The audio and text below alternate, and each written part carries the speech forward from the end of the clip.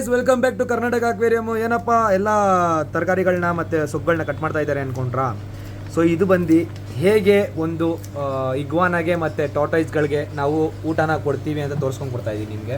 ನೀವು ನೋಡ್ತಾ ಇರ್ಬೋದು ಎಲ್ಲ ಫ್ರೆಶ್ಶು, ಎಲ್ಲ ಥರದ ಸೊಪ್ಪುಗಳು, ಯಾವ ಸೊಪ್ಪುಗಳನ್ನ ನಾವು ಇದರಲ್ಲಿ ಹಾಕ್ತೀವಿ ಅನ್ನೋದನ್ನ ನಿಮಗೆ ತೋರಿಸ್ಕೊಂಡು ಕೊಡ್ತೀನಿ.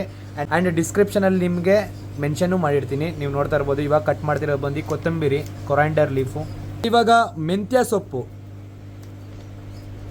ಇದನ್ನೆಲ್ಲ ಚಿಕ್ಕದಾಗೆ ಕಟ್ ಮಾಡಬೇಕು. ಅದ್ರ ತಿನ್ನೋ ಸೈಜ್, ಬಾಯಿ ಸೈಜ್ ಏನಿದೆ ಅದ್ರ ತಕ್ಕಂತೆ ನೀವು ಕಟ್ ಮಾಡ್ಬೋದು. ಆ್ಯಂಡ್ ಇದು ಸ್ಟೆಮ್ಸ್ ಜೊತೆ ಹಾಕಿದ್ರೂ ಕೂಡ ಒಳ್ಳೆಯದೇ. ನೆಕ್ಸ್ಟು ಬಂದು ಅಮರ್ನಾಥ್ ಸೊಪ್ಪು ಅಂತಾರೆ, ಇದನ್ನು ಬಂದು ಅರಿವೆ ಸೊಪ್ಪು ಕೂಡ ಅಂತಾರೆ. ನಾವು ಮಸಪ್ಪು ಸಾಂಬಾರೆಲ್ಲ ಮಾಡ್ಕೊಂಡು ತಿಂತೀವಲ್ಲ ಅದೇ ಸೊಪ್ಪು. ಸೊ ನೆಕ್ಸ್ಟು ಅರಿವೆ ಸೊಪ್ಪಲ್ಲಿ ಕೆಂಪು ಬಣ್ಣದ ಅರಿವೆ ಅಂತಾರೆ, ಇದನ್ನು ರೆಡ್ ಅಮರಂತ್ ಅಂತ ಇರ್ತಾರೆ. ಆ ಲೀವ್ಸ್ನ ಕಟ್ ಮಾಡ್ತಾ ಇದ್ದೀವಿ. ಸೊ ನೀವು ನೋಡ್ತಾ ಇರ್ಬೋದು ಇದೆಲ್ಲ ಬಂದು ದೊಡ್ಡ ಇಗ್ವಾನಾಗೆ ಮತ್ತು ದೊಡ್ಡ ಟಾರ್ಟಾಯ್ಸ್ಗಳಿಗೆ ಇದು ಎಲ್ಲ ಸೈಜಸ್ ದೊಡ್ಡದು. ಆ್ಯಂಡ್ ಇದೆಲ್ಲ ಚಿಕ್ಕದಕ್ಕೆ. ಸೊ ನಿಮಗೆಲ್ಲ ನಾನು ಹೇಳ್ಕೊಂಡು ಕೊಡ್ತೀನಿ ಹೇಗೆ ಅಂತ. ಸೊ ಇವಾಗ ನೆಕ್ಸ್ಟು ಬರ್ತಾ ಇರೋದು ಯಾವುದು ಅಂದರೆ ಸೊಪ್ಪು. ಸೊ ಗೈಸ್ ನೀವು ನೋಡ್ತಾ ಇರ್ಬೋದು ಇದರ ಹೆಸರು ಬಂದು ರಾಕೆಟ್ ಸೊಪ್ಪು ಅಂತಾರೆ. ರಾಕೆಟ್ ಲೀಫ್ ಅಂತ ನೀವು ಟೈಪ್ ಮಾಡಿದ್ರೆ ಗೊತ್ತಾಗ್ಬಿಡುತ್ತೆ ಯಾವ ಸೊಪ್ಪು ಅಂತ. ಸೊ ಇದರ ಹೆಸರು ನನಗೂ ಕೂಡ ಕನ್ನಡದಲ್ಲಿ ಗೊತ್ತಿಲ್ಲ. ಸೊ ಇದು ಬಂದು ತುಂಬ ಒಳ್ಳೆಯದು ಇಗ್ವಾನಾಗೆ ಇರಲಿ ಟಾರ್ಟಾಯ್ಸ್ಗೆ ಇರಲಿ. ಆ್ಯಂಡ್ ಇನ್ನೊಂದು ಹೇಳ್ತೀನಿ ನಿಮಗೆ, 80% ಯಾವತ್ತೂ ಅಷ್ಟೇ ಇಗ್ವಾನಾಗೆ ಮತ್ತು ಟಾರ್ಟಾಯ್ಸ್ಗೆ 80% ಗ್ರೀನ್ಸೇ ಇರಬೇಕು.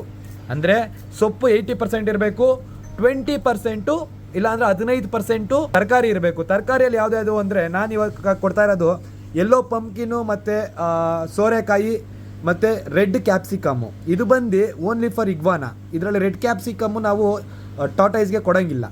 ಸೊ ಗೈಸ್ ಇವಾಗ ನೋಡ್ತಾ ಇರ್ಬೋದು ನೀವು ಒಂದು 15% ವೆಜಿಟೇಬಲ್ಸ್ ಜೊತೆಗೆ ನಾವು ಒಂದು ಒಳ್ಳೆ ಫ್ರೆಶ್ ಆಗಿರೋ ಬೀನ್ಸ್ ಕೂಡ ಕಟ್ ಮಾಡಿ ಹಾಕ್ತಾಯಿದ್ದೀವಿ. ಇದು ಕೂಡ ಒಳ್ಳೆಯದು. ನಾನು ಇನ್ನೊಂದು ನಿಮ್ಗೆ ಇಂಪಾರ್ಟೆಂಟ್ ಹೇಳ್ತೀನಿ, ಇದ್ರ ಜೊತೆಗೆ ದಾಸವಾಳದ ಎಲೆ ಮತ್ತು ದಾಸವಾಳದ ಹೂವು ಕೂಡ ಹಾಕ್ಬೋದು. ಇವಾಗ ನಮ್ಮ ಹತ್ರ ಇವತ್ತು ದಾಸವಾಳದ ಹೂವು ಇಲ್ಲ, ಸೊ ಅದಕ್ಕೋಸ್ಕರ ದಾಸವಾಳದ ಎಲೆ ಹಾಕ್ತಾಯಿದ್ದೀನಿ.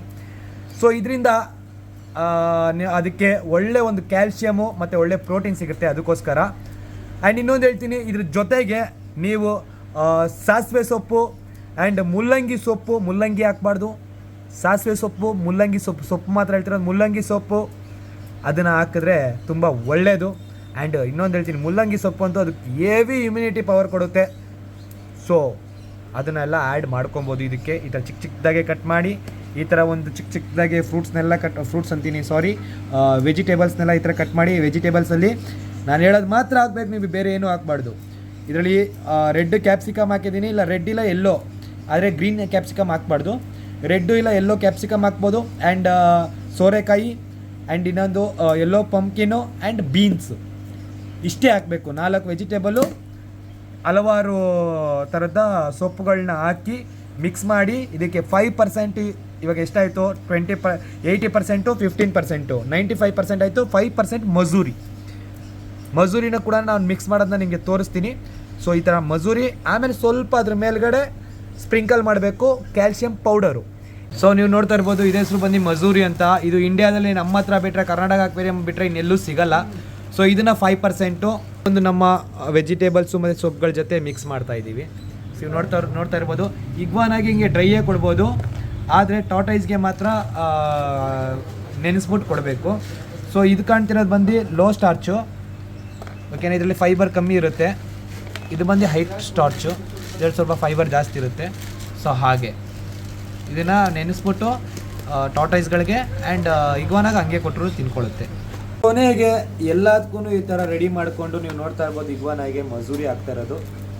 ಈ ಥರ ಸಲಾಡ್ ಟೈಪಲ್ಲಿ ಮಾಡಿ ನಾವು ಇಗ್ವಾನಾಗೆ ಟಾರ್ಟಾಯ್ಸ್ಗೆ ನೋಡಿ, ಟಾರ್ಟಾಯ್ಸ್ಗೆ ಇದರಲ್ಲಿ ಇಡ್ತಾ ಇದ್ದೀವಿ. ಟಾರ್ಟಾಯ್ಸರ್ಗೆ ಬಂದು ಕ್ಯಾಪ್ಸಿಕಮ್ ಹಾಕಿಲ್ಲ, ಸೊ ಅದಕ್ಕೆ ನಿಮಗೆ ರೆಡ್ ಕಲರ್ ಕಾಣ್ತಿಲ್ಲ. ಕ್ಯಾಪ್ಸಿಕಮ್ ಬದಲು ನಾವು ಇದಕ್ಕೆ ಬರ್ಮುಡಾ ಗ್ರಾಸು, ಅಂದರೆ ನಿಮ್ಮ ಗ್ರೌಂಡ್ಗಳಲ್ಲೆಲ್ಲ ಸಿಗುತ್ತಲ್ಲ ಗ್ರಾಸು, ಆ ಗ್ರಾಸನ್ನ ಹಾಕಿದ್ದೀವಿ.